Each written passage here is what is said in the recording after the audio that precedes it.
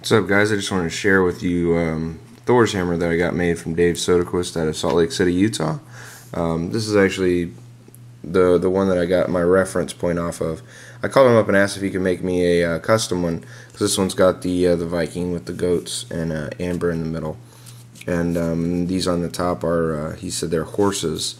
So I went along with that, and this has got some knotwork on the back with some runes as well.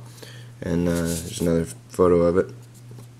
But I went along with this and kind of put some ideas together with my family crest, which I have a lion, and then greyhounds, and just wanted to put something together that was kind of a little custom,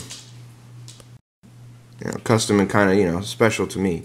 So I found a lion's head that I liked, and these are some different runes here. Found a lion's head that I liked. It's artbylugo.com. artbylugo.com, and then found some different runes that I liked, and you got eternal love, strength, faith down here, and protection, and I wanted to do those on the back. So real quick, I'll zoom in a little bit, actually bring the camera closer to the paper. So I used strength, eternal love, faith, and protection.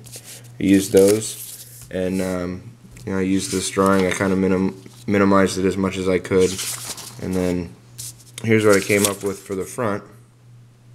And my wife is a Leo. Leos are lions. There's a lion on my family crest, and these are greyhound heads that are on my family crest as well.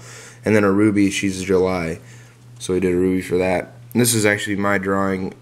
Did some Celtic knotwork underneath the lion, and then kind of to continue it onto the back. That would just be the back of the lion's head and some more knot work. And I let him use his artistic discretion on it. And there's the runes, and then the 7/14/07 is actually our wedding date. This is just another drawing I did at the front, minus the greyhounds. And I wanted him to use dragons if he could, but because I thought they were either dragons, alligators, or some of the sort. The ones he ended up using were horses.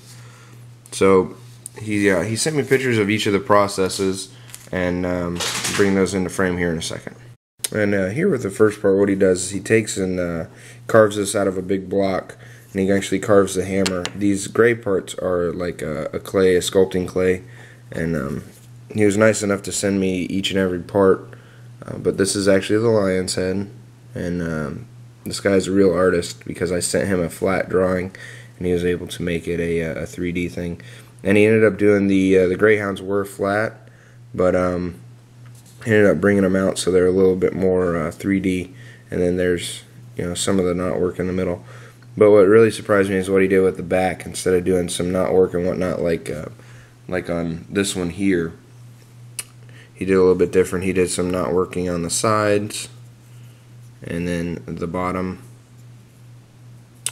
Here on the back, I believe he told me this was a Viking couple dancing, and they're intertwined in each other to be as one.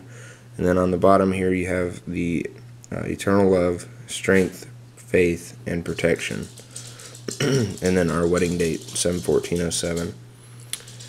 But what he does is he takes that and he makes a mold of it. Let me actually move the finished product.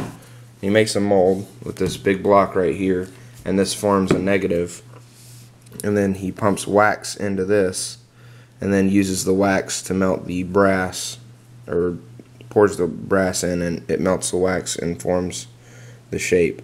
So this is actually a negative of the whole thing, and it's kind of a rubbery material, but all in all, this took about 6 months. I think I started the process around June, and I got it right after Christmas. But I asked him to use some paracord. So there's the paracord necklace instead of leather, which he normally uses.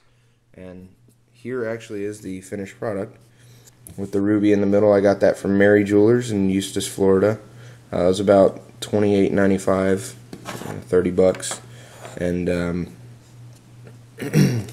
an actual ruby is about $1,800, and I couldn't afford that, so we went with not a fake one, a synthetic. But there's the front, and what I'll do is I'll come in here close,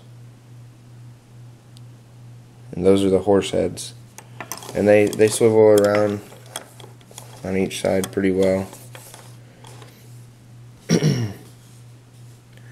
Do a little side view of it.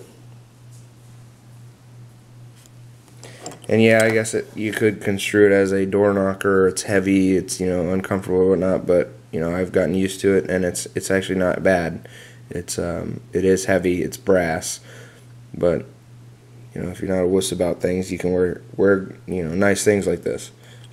I've got a lot of compliments on it. I've had it for about a month now, month and a half, and I get a lot of questions about it, and I always joke with my wife that, you know, people always ask, well, what is that? And I ask them, do you want to know, or do you just want just the story? Because there's a lot of thought into it, and it's not just something that, you know, you can get out of a jewelry store.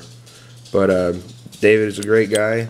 I talked to him on the phone a lot, and went over everything that he thought would be good for it. And you know, he also asked my opinion on things, sent me a lot of photos via email, and it all came out really well. I'll put some annotations in about how to contact him if you'd like something like this.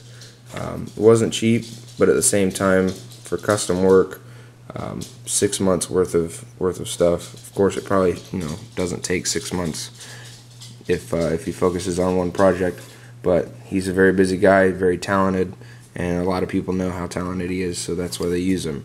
I found him through John Fitzen, and it's awesome. Really proud to have something like this, and I look forward to you know, either sending some business his way or something like that. But thanks for watching, guys, and hope you like it. We'll see you later.